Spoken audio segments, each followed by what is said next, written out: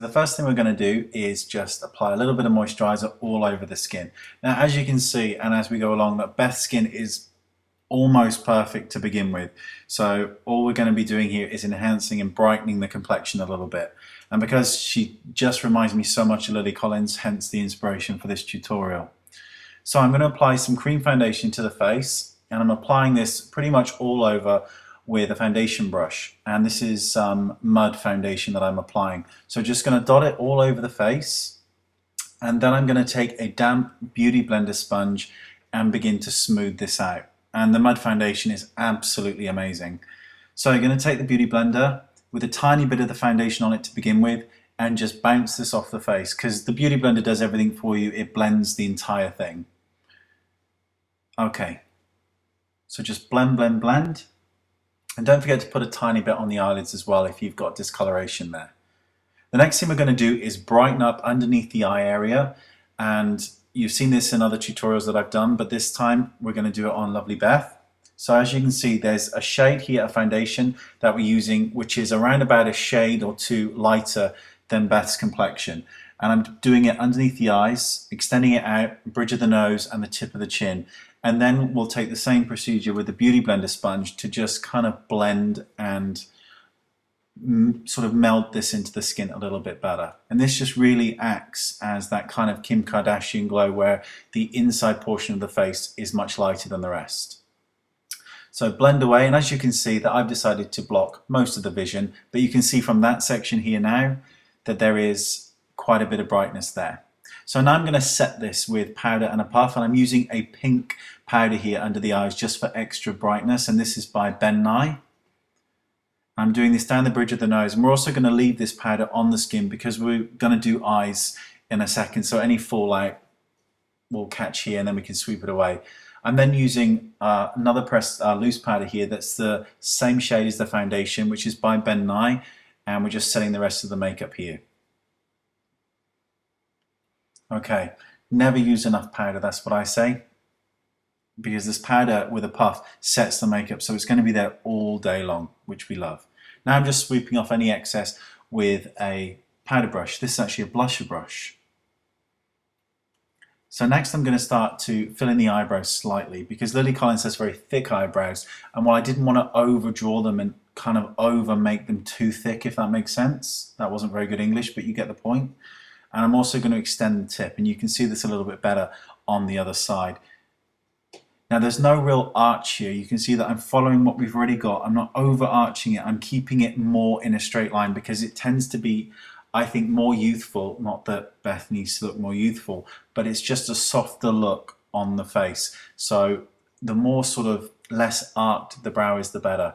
I'm now going to apply a shade of eyeshadow all over the eyelid from brow bone right the way to lash line, and this is in a sort of a very sort of taupey brown color, and you can see I'm starting to work it into the bridge of the nose too for a little bit of contouring.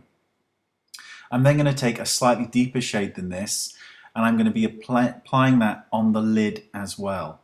And this is a trick that Bandy and Kevyn Aucoin did, called the contoured eye or a classic eye, where you have various shades of brown and no brow highlight, and it gives a very sort of very sexy look to the eye. So this is the slightly deeper shade to the eye, and now I'm going to run that sort of taupey color underneath the lower lash line, because this is going to meet the concealer a little bit more softly. So you just want to kind of you know, just make sure that it meets slightly easier. I'm now going to use a push liner brush with almost a black shade here just at the lash line to kind of thicken and make the lashes look a little bit darker. So the whole thing goes from dark to light. I'm then also going to take this and very, very lightly run it under the outer corner of the eye as well, to just really give that wide-eyed effect. Taking a highlighter by NARS, I'm applying this to the cheekbone area, and this is really, really shimmery. It's by NARS, as I mentioned. It's called Miss Liberty, and it's a brilliant highlighter for all skin tones. Now I'm going to take NARS Deep Throat Blusher and apply this to the cheekbone areas, as you can see, and just into the temple area. And this is to keep the cheekbones high rather than go for that kind of doll-like effect where we would do it on the apple of the cheek, which has never been something that I've kind of favoured. So keep the blush up high and on the cheekbones because everything wants to come up. Okie dokie. So now I'm taking a bronzer by Makeup Forever and a fan brush, a slightly extra large one, and I'm going to run this all throughout the outer perimeters of the face to just warm it up ever so slightly. So jawline, forehead, cheekbones, and down the neck to kind of mold and blend it all into one. And the Makeup Forever bronzers are very, very good because they have such neutral undertones, which I really like.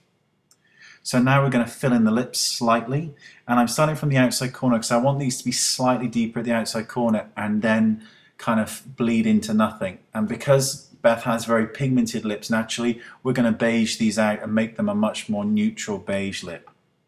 So keeping the outside four corners slightly darker.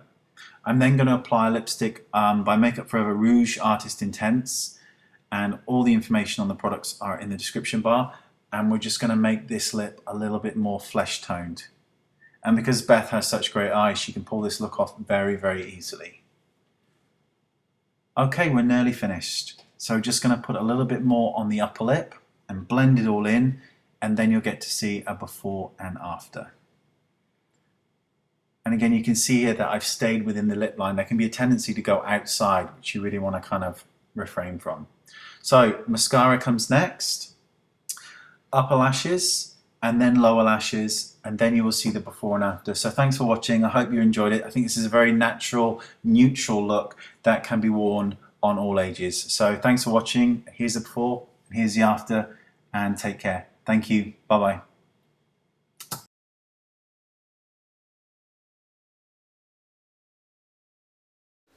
In the camera and then wink.